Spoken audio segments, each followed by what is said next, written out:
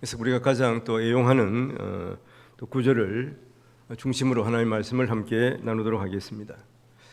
지금 러시아 우크라이나 침공으로 많은 사람들이 또 고통을 당하고, 그리고 또 하마스와 이스라엘의 전쟁으로 말미암아서 또 많은 사람들이 죽고 있습니다. 우리 장로님께서 잠깐 기도하셨습니다마는 이 세상에 또 파괴가 있고 하나님의 이 창조의 이러한 아름다운 것들을 훼손하는 이러한 일들이 일어나고 있습니다. 이런 것들은 또 마음속에 나라 간의 그런 탐욕, 그 다음에 반목, 경쟁 이런 것 때문에 일어난다고도 볼 수가 있습니다. 근데 한편 우리가 생각을 하면 우리 마음속에도 이런 어려움들이 있고 이런 전쟁이 계속 일어나고 있다고 우리가 생각을 할 수가 있지 않겠습니까? 우리 마음속에 끊임없이 또 영적인 그런 사탄과의 전쟁이 있습니다. 근데 우리 자신들을 우리가 돌이켜 보면 우리는 이런 우리의 그런 주위의 상황, 현실과 더불어서 또 우리의 환경을 바라보면서 우리 자신들을 또 우리가 생각할 때, 또 우리의 미래를 또 우리가 한번 유추해 볼 때 어떻게 보면 답답함을 느낄 수가 있고 또 낙심할 수도 있습니다. 오늘 16절 말씀에 보면 그날에 사람이 예루살렘에 이르기를 두려워하지 말라, 시온아 내 손을 늘어뜨리지 말라, 이렇게 말하고 있죠. 자, 내 손을 늘어뜨린다 하는 말은 이 낙심하고 관련이 있지 않겠습니까? 사탄이 믿음의 사람을 공격하는 무기 가운데 가장 큰 무기가 뭐냐 하면은 의기소침하게 만드는 것이죠. 용기를 잃고 자신감을 잃어버리고 기가 꺾이게 하는 이런 것이 마귀 사탄의 전략입니다. 그런데 하나님께서는 우리에게 기쁨을 주시고 또 활력을 주시고 또 생기를 불어넣어 주시는 분입니다. 특히 낙심하고 좌절한 자들에게 새로운 오욕과 또 용기를 불어넣어 주시는 것이죠. 하나님께서는 우리를 회복해 하시는 하나님이십니다. 다시 일어서게 하시는 하나님이시죠. 성령 하나님 자신이 생기이시기 때문에 그렇습니다. 하나님은 우리가 힘을 내고 사탄과 싸워서 승리하시기를 원하십니다. 이 스바냐 성경은, 특히 이 스바냐 선지자는 이스라엘 민족이 바벨론에 패망하고 포로로 잡혀가서 온갖 수모와 또 고난을 당할 것을 우리가 스바냐 성경 초도에서 경고하고 있죠. 그는 이제 예레미야 선지자와 동시대의 인물입니다. 이스라엘 민족이 계속 부패하고 또 우상 숭배를 지속함으로 말미암아서 여호와의 무서운 심판이 임할 것을 경고하고 있는 것이죠. 그는 왕족 출신이기도 합니다. 어떤 면에서 나라의 지도자라고 볼 수가 있지 않겠습니까? 지도자이면서 또 선지자인 것이죠. 이런 여튼 유명한 그러한 분이 이스라엘 사람들에게 나라가 망하고 그리고 또 잡혀가고 하나님의 심판을 당할 것이라 이렇게 경고하고 있는 것이고 예언하고 있는 것입니다. 이런 말을 듣는 백성들의 상황은 어떻겠습니까? 의기소침해질 수밖에 없죠. 또 어떤 사람들은 무력증에 빠지기 쉽습니다. 즉 맥이 탁 풀린다고 그럴까요? 나라의 지도자가 우리나라가 망하고 또 하나님의 심판이 임할 것이다, 이렇게 계속 경고하고 있는 것입니다. 그래서 오늘 본문에서 보면 스바냐 성경 3장이죠. 3장에 들어와서 하나님은 자기 백성이 망하는 것을 원하지 아니하시고 특별히 자기 백성들이 회개하고 돌아오기를 기다리시고 특별히 회복하게 하실 것을 말씀하고 있는 것이죠. 소망을 가지고 하나님의 날, 하나님께서 회복하는 날을 기다리라고 격려하는 내용입니다. 실제로 이스라엘 민족들의 상황들을 보면 어떻습니까? 이 스바냐 선지자와 예레미야 선지자의 이러한 예언 이후에 강력한 바벨론이 쳐들어와서 결국 예루살렘이 함락을 당하고 말죠. 많은 사람들이 바벨론으로 포로로 잡혀갔습니다. 그래서 이러한 사람들에게 사실은 희망과 소망을 주는 말씀인 것입니다. 다시 일어서라고 하는 것이죠. 이것이 스바냐 성경의 핵심 내용입니다. 우리도 마찬가지 아니겠습니까? 하나님의 자녀로 살아갈지라도 때로는 어려움을 당합니다. 아프기도 합니다. 어떤 경우에는 배신을 당하고 곤란을 겪기도 하지 않겠습니까? 그런 형편에 처하면 사람이기 때문에 우리는 의기소침해지고 낙심하기가 쉬운 것입니다. 그러나 그때에 어깨를 늘어뜨리지 말라 하는 것이죠. 손을 늘어뜨리지 말라고 하는 것이죠. 낙심하지 말라는 것입니다. 힘을 내라고 말씀하고 있는 것이죠. 성경 전체가 사실 우리에게 주는 핵심 포인트이기도 한 것입니다. 우리가 어려움을 당할 때 우리는 기도해야 하는 것입니다. 특별히 부르짖어 기도해야 합니다. 주께서 우리의 기도를 들으시고 응답하여 주시는 것입니다. 하나님께서 우리를 사랑하고 기뻐하시기 때문에 그렇습니다. 우리가 이것을 어떻게 알 수가 있습니까? 하나님 우리를 사랑하셔서 그 아들을 주시기까지 하셨으니 우리가 기도하는 것을 얼마나 또 원하시고 우리의 기도를 들으시는 분입니다. 어느 목사님께서 그런 말씀을 하시더라고요. 믿는 사람들은 오기를 가지라. 오기라니까 듣습니까? 자신감 그런 것으로 생각할 수가 있습니다만은 이게 언어유예요. 5개의 기를 가져야 한다는 것이죠. 첫 번째는 어려움을 당할수록 기력을 회복해야 하는 것이고, 두 번째는 기대하고, 세 번째는 기도하고 기다리면 기적이 일어난다는 것이죠. 오기를 기억하고 오기를 가지신 우리 성도들이 다 되시기를 바랍니다. 존 맥스웰 목사님이 이렇게 말합니다.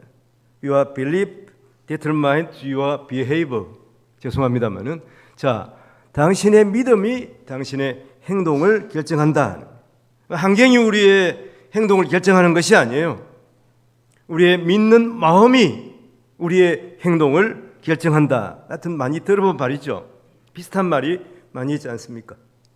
그래서 우리가 믿는 하나님은 전능하신 하나님이십니다.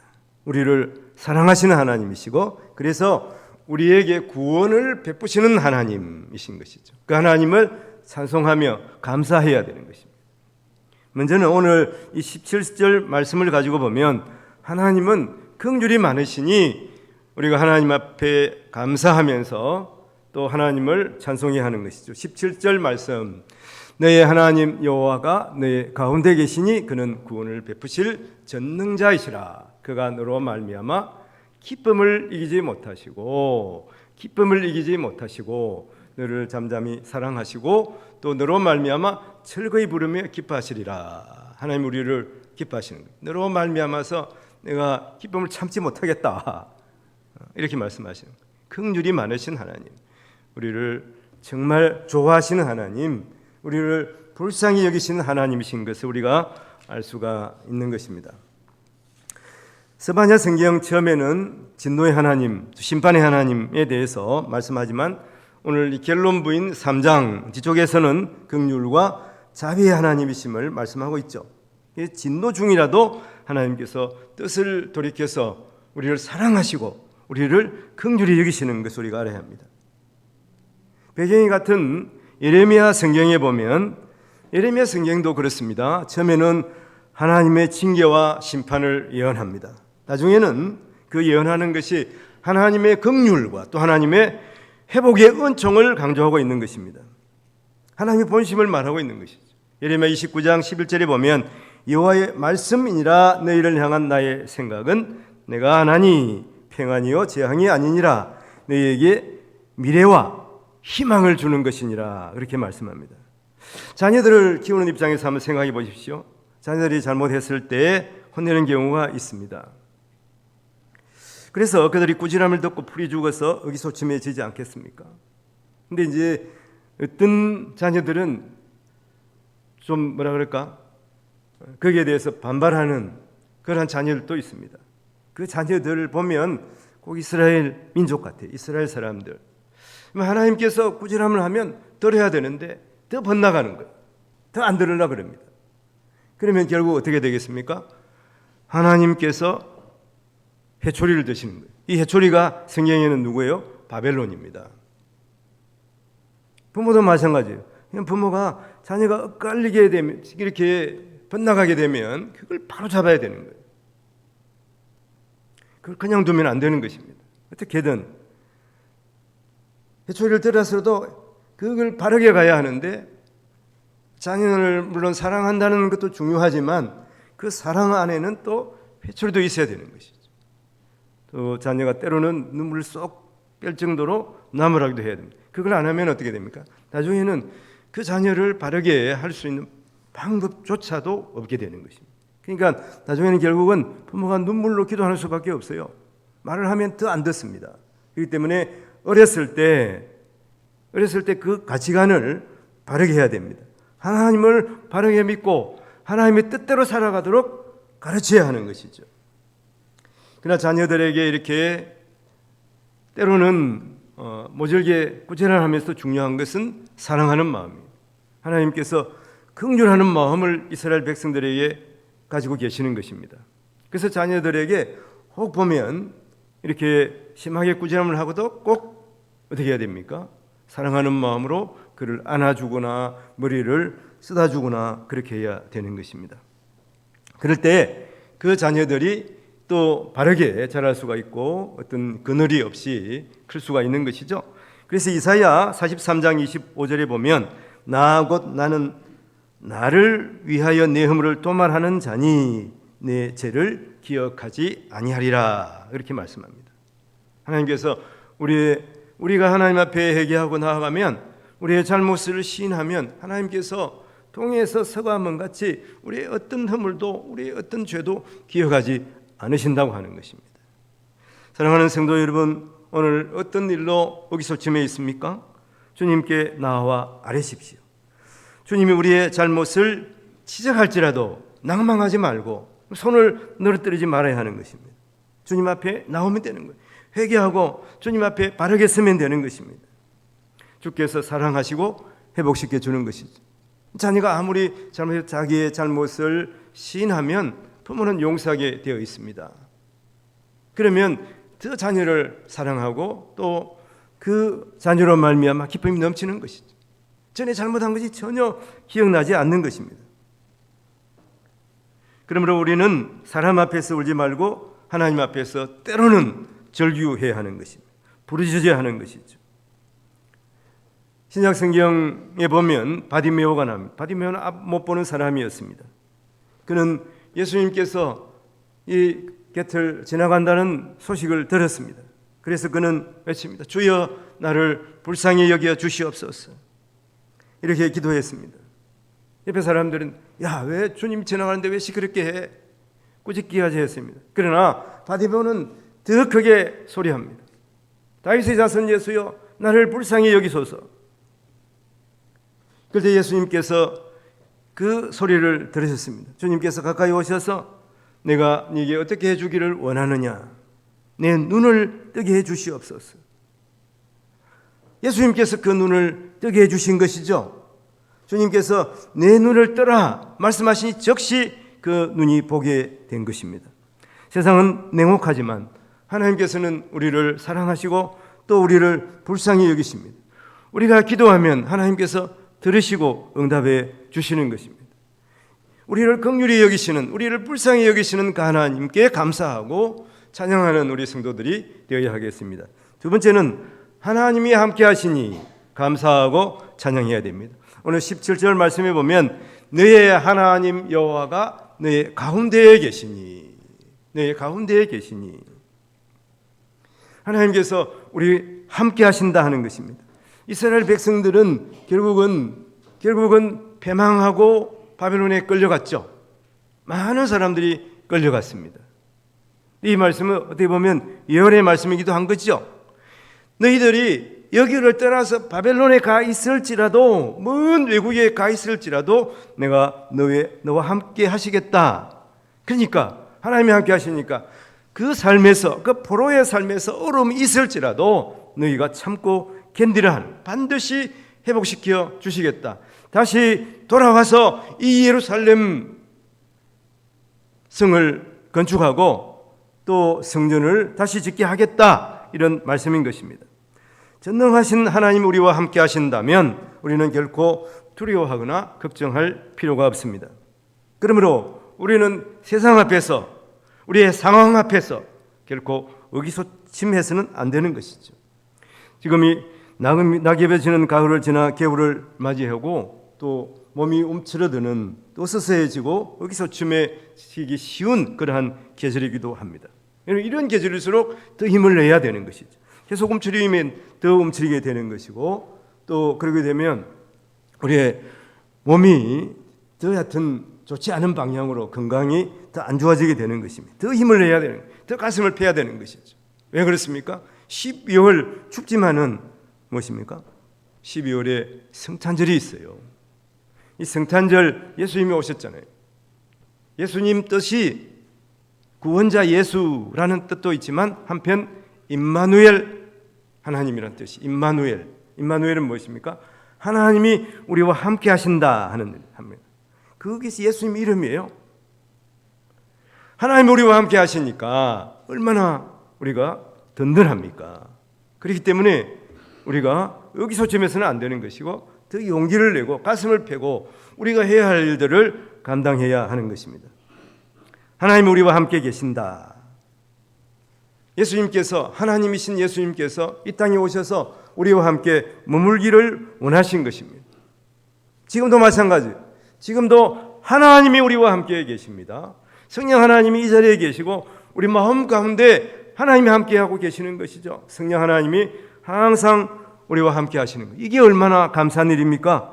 세상에 하나님께서 내게 오셔서 우리와 함께 하시고 내 안에까지 계신다. 하나님이 전능자 하나님, 온 세상을 창조하신 하나님, 구원을 베푸시는 하나님께서 나와 함께 하신다는 거예요. 이게 얼마나 감사한 일입니까? 이게 얼마나 찬양할 일입니까? 얼마나 우리가 크게 외치면서 노래할 일입니까? 이런 말이 있습니다. 추락하는 것은 날개가 없다. 어디 영화 제목 같기도 하고 하여튼 뭐 들은 것 같기도 합니다만은, 저는 이 문장을 떠올 때마다 하나님의 말씀을 묵상해 보는데, 출애굽기 이제 19장에 보면 이스라엘 백성들이 출애굽했잖아요.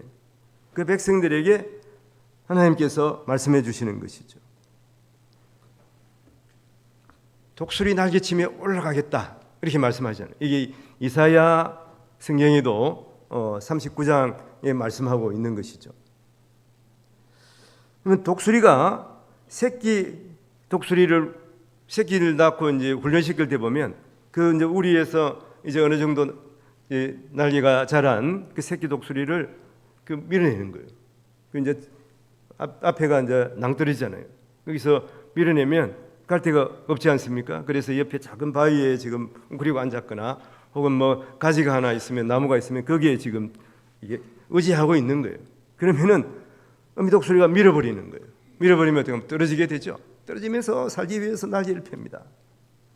근데 결국 마지막까지 날개를 펴지 못하면 이제 떨어져 추락사하게 되겠죠. 그럼 마지막 순간에 놀랍게도 어미독수리가 자기 날개를 펴서 이렇게 그 새끼를 자기 날개에 안게 한다는 것이죠. 실제로 이제 이스라엘에서 이런 일들이 간혹 일어난다고 그럽니다. 하여튼 뭐 거기에 있는 독수리는 머리가 좋은지 이렇게 훈련한다 그래요. 저는 본 적이 없습니다만은. 그러면 어미 독수리가 이렇게 자기 새끼를 안듯이 하나님께서 우리가 추락하는 그 순간에 우리를 안아주는. 그래서 우리가 다시 공중에 올라가서 다시 새로운 시작을 하도록 하나님이 도와주시는 것이죠.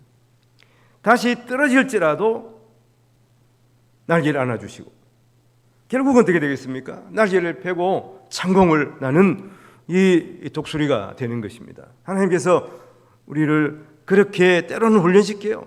힘들 때가 있습니다만은 그때 우리가 너무 낭망하면 안 돼요.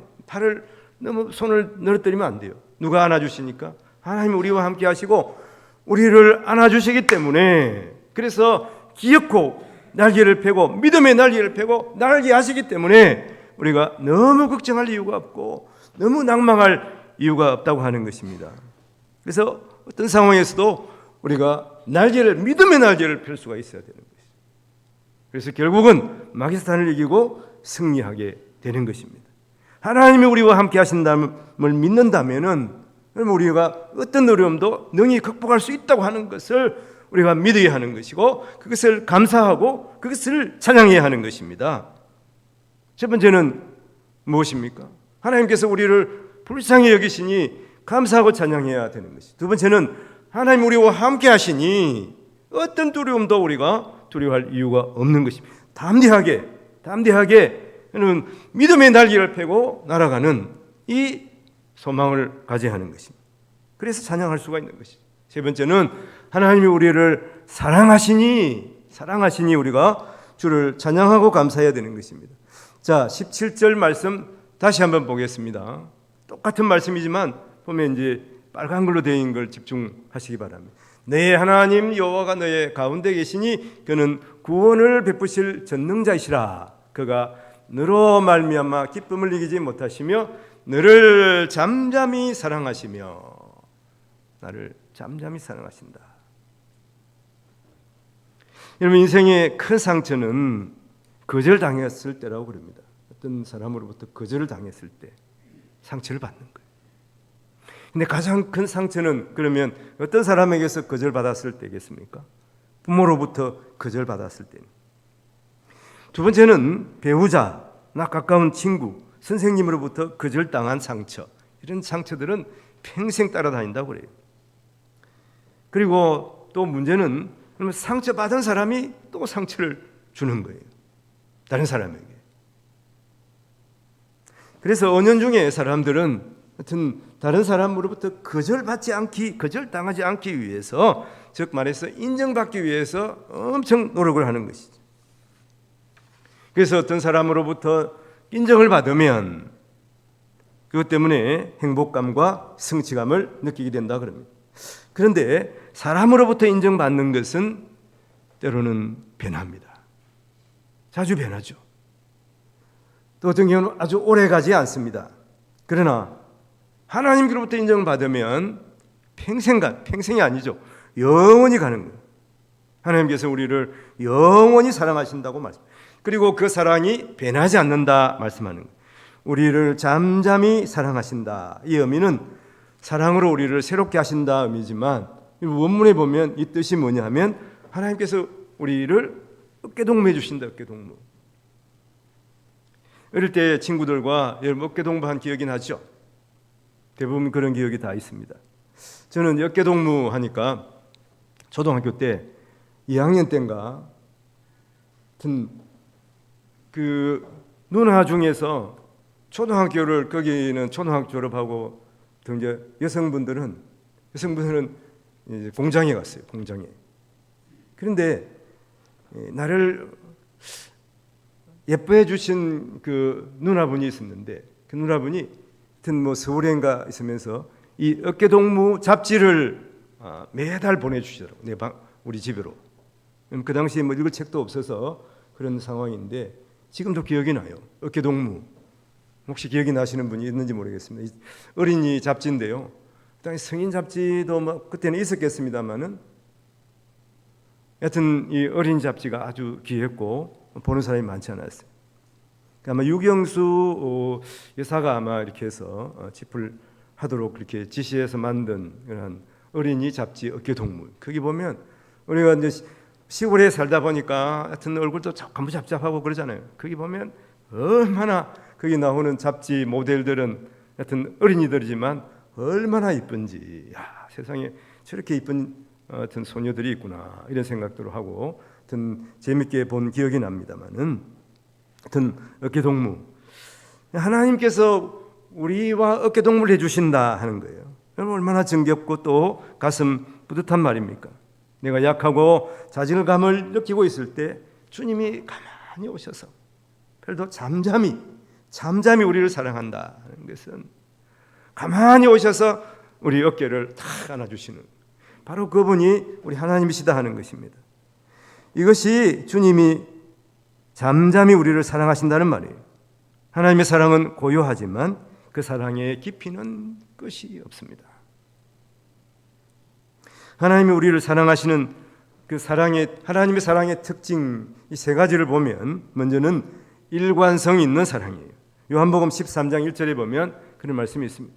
유월절 전에 예수께서 자기가 세상을 떠나 아버지께로 돌아가실 때가 이런 줄 아시고 세상에 있는 자기 사람들을 사랑하시되 어떻게 사랑하십니까? 끝까지 사랑, 끝까지 사랑.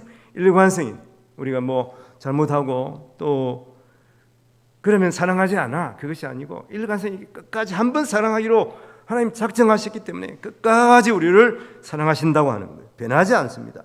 두 번째는 풍성한 사랑, 풍성한 사랑. 로마서 8장 32절에 보면 자기 아들을 아끼지 아니하시고 우리 모든 사람을 위하여 내주시니가 어찌 그 아들과 함께 모든 것을 우리에게 주시지 않겠느냐. 자기 아들을 아끼지 아니하고 우리에게 주신 너무나 크신 사랑, 풍성한 사랑. 세 번째는 무조건적인 사랑입니다. 로마서 5장 8절에 보면 우리가 아직 죄인 되었을 때에 그리스도께서 우리를 위하여 죽으심으로 하나님께서 우리에 대한 자기 사랑을 확정하셨다는, 하나님께서 우리를 무조건 사랑하시기로 작정하셨다 하는 것입니다. 하나님께서 우리를 이렇게 사랑하여 주시니 우리가 어찌 그 주님의 사랑을 잊겠습니까? 영원토록 하나님을 찬양하며 기뻐할 수밖에 없습니다. 이렇게 영원토록 하나님을 사랑하고 또 기뻐하시는 우리 성도들이 되어야 합니다. 오늘 읽지 않았습니다마는 스바냐 3장 20절에 이런 말씀이 있어요. 내가 그때에 너희를 이끌고 그때 너희를 모을지라. 내가 너희 목전에서 너희의 사로잡힘을 돌이킬 때에 너희에게 천하 만민 가운데서 명성과 칭찬을 얻게 하리라. 여호와의 말이니라. 온 천하에서 명성과 칭찬을 얻게 하신다고 주님 말씀합니다. 여러분, 인생을 살다 보면 썰물같이 밀려가는 때가 있습니다. 그러나 반드시 밀물이 또 몰려오게 됩니다. 이게 하나님의 창조의 원리인 것입니다. 즉 말해서 하나님께서 꼭 회복시켜 주신다는 말이에요. 욥을 보십시오. 훨씬 더 많은 것으로 하나님께서 갚아주셨어요. 갑절로 갚아주셨잖아요. 훨씬 또 그가 믿음의 사람이 되게 하셨습니다. 행복하게 하신 것이죠. 요셉이나 다니엘도 마찬가지입니다. 그들은 인생에 있어서 가장 최악의 상태에 도달했습니다. 그러나 하나님은 그들의 삶을 반주하셔서 최고의 반열로 올려놓으셨습니다. 이것이 기독교의 진리인 것이죠. 십자가 다음에 영광과 승리가 있습니다. 혹시 인생의 밤길을 지금 걷는다고 생각되시는 분이 있습니까? 그 일에서 하나님을 찬양하시기 바랍니다. 욥은 고난의 그 밤에 주를 바라보면서 밤중에 노래했습니다. 바울과 실라도 이런 빌립보 깊은 감복 거기에 갇혀 있었습니다. 그러나 그들이 밤중에 기도하고 찬양했습니다. 누가 들었습니까? 옆에 많은 사람들이 들었습니다. 그리고 하나님께서 그 밤에 옥문을 열어놓으신 것이죠. 손발에 차인 착고를 하나님께서 풀어놓으신 것입니다. 오늘 말씀을 정리해 보겠습니다. 여러분, 왜 나만 겪는 그러한 고난이냐고 불평할 때가 있습니까? 힘들고 어려울 때가 있습니까? 하나님께서는 우리를 사랑하시고 구원하시는 전능하신 하나님입니다. 하나님께서 우리를 불쌍히 여기시니까 분명히 하나님께서 우리를 구원해 주시는 것이죠. 하나님께서 우리와 함께 계시니 하나님께서 위로하시고 또한 하나님께서 함께 하시기 때문에 우리는 어떠한 상황에서도 두려워하거나 또 낙담하지 않을 수가 있는 것입니다. 또한 하나님께서 우리를 사랑하십니다. 우리를 구원해 주셨습니다. 우리에게 은혜를 베풀어 주시는 것입니다. 주님께서는 변함없는 사랑으로 우리에게 함께하여 주시는 것입니다. 구원의 주를 믿으며 영원히 찬양하며 하나님께 감사하는 우리 성도들이 되시기를 주님의 이름으로 축원을 드립니다. 기도하겠습니다.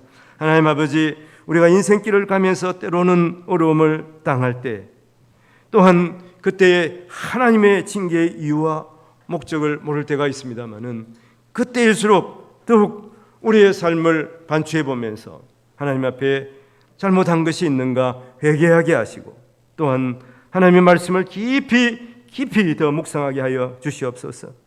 그러한 상황에서 어떠한 상황에서도 우리가 하나님의 백성임을 명심하게 하여 주시옵소서. 결코 우리의 인생의 환경 가운데 환경 때문에 우리의 손을 늘어뜨리는 경우가 없게 하여 주시기를 간절히 원합니다. 이스라엘이 패역한 백성이었지만 그러나 하나님께서 그들을 사랑하시고 회복하여 주심을 믿습니다.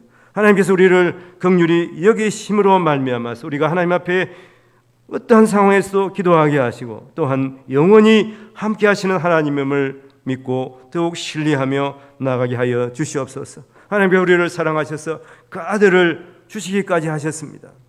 주님의 은혜를 마음속 깊이 묵상하게 하여 주시고 회복해 하시는 하나님을 찬양하고 감사하며 살아가는 복된 성도들 다 되게 도와 주시옵소서. 감사하고 우리를 죄에서 구원하신 예수님 이름으로 기도합니다. 아멘.